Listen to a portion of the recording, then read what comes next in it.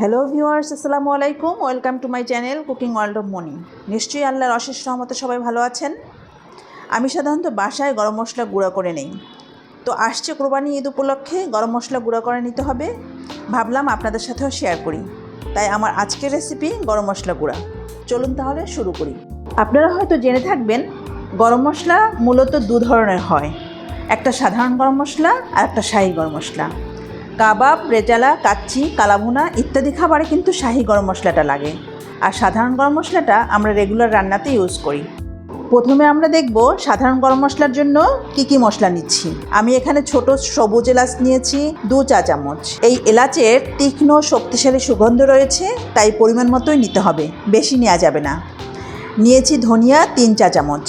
আমি এখানে যেসব মশলা নিয়েছি সেসব মশলার ঝাঁঝালো ভাবটার ব্যালেন্স করতে সাহায্য করবে এই ধনিয়া।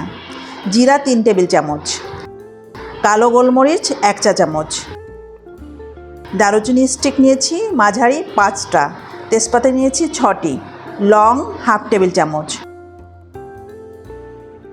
শুকনো মরিচ 4টি। এটা শুধু সুন্দর একটা কালার আসার জন্য। সাধারণ গরম মশলাটার সাথে এই মশলাগুলো অ্যাড করলেই তখন হয়ে যাবে শাহী গরম মশলা। এখানে নিয়েছি মৌরি বা মিষ্টি জিরা 1 টেবিল চামচ, নিয়েছি স্টার মশলা 4টি। এটার ফ্লেভারটাও কিন্তু অনেক স্ট্রং।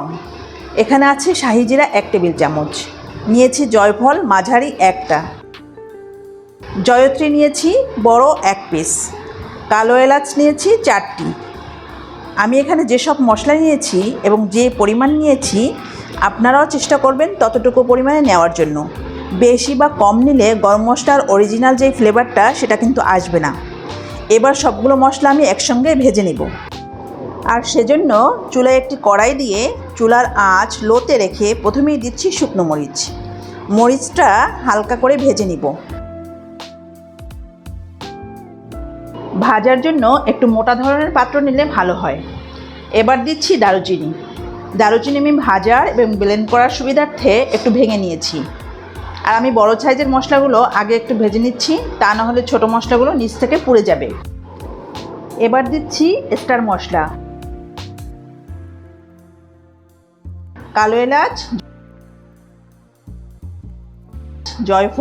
জয়ফলটা আমি খোসা ছাড়িয়ে ভেঙে নিয়েছি, দিলাম জয়ত্রী।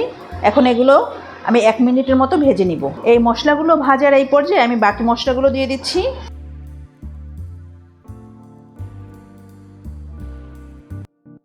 এবার এই মশলাগুলো খুব অল্প আঁচে টেলে নিচ্ছি।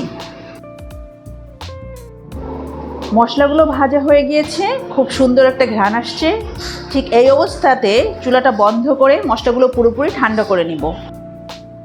গরম মশলাগুলো ঠান্ডা হয়ে গিয়েছে, এই পর্যায়ে গরম মশলাগুলো একটা ব্লেন্ডারের মাগে নিয়ে ব্লেন্ড করে নিব। ব্যাস তৈরি হয়ে গেল আমাদের শাহী গরম মশলা গুঁড়া। দেখতেই পাচ্ছেন কতটা মিহি হয়েছে। এই পর্যায়ে যদি আপনাদের কাছে একটু দানা দানা মনে হয় তাহলে চেলে নিতে পারেন। এই গরম মশলা গুঁড়া যে কোনো এয়ারটাইট কৌটোয় সংরক্ষণ করা যায় 4-5 মাসের মতো। তবে অল্প করে গুঁড়া করে নিলে ভালো হয়, কারণ সময়ের সাথে সাথে এর ঘ্রাণটা কমতে থাকে। আজকে আমি 2টো মশলাই করে নিয়েছি। এটা হচ্ছে শাহী গরম মশলা গুঁড়া আর অন্যটাতে সাধারণ গরম মশলা গুঁড়া। তো এই ছিল আমার আজকের আয়োজন। যদি ভিডিওটা ভালো লেগে থাকে প্লিজ লাইক এবং শেয়ার করবেন, আর আমার চ্যানেলটি কাইন্ডলি সাবস্ক্রাইব করে পাশে থাকবেন সব সময়। দেখা হবে পরের ভিডিওতে ইনশাআল্লাহ। আল্লাহ হাফেজ।